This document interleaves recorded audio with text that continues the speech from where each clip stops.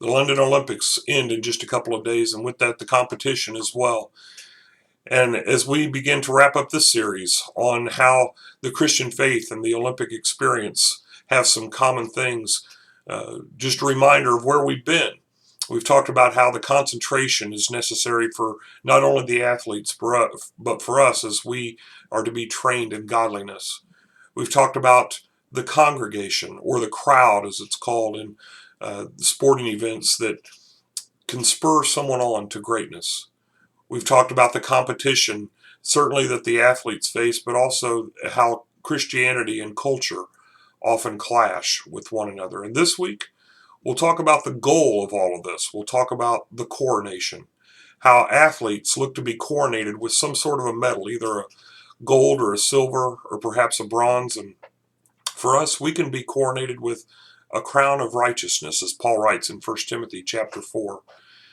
That crown, just as those medals, comes with a lot of training, with a lot of challenges that await.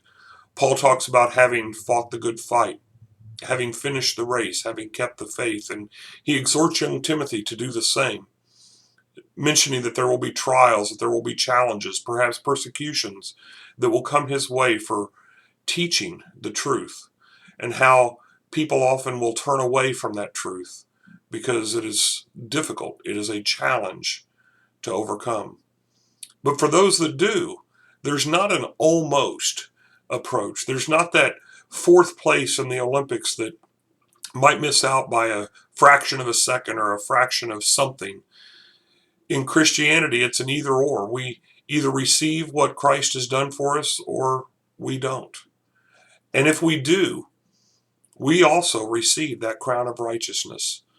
Paul tells us that plainly in 2 Timothy chapter 4, and we're going to be looking at that more closely and the various challenges that he said might await Timothy in these first few verses. So as we conclude our series on this, I hope you'll join us as we look forward to a coronation that might await us, not just to be awarded by anyone, but to be ultimately awarded and rewarded by the King. I hope you'll join us this week.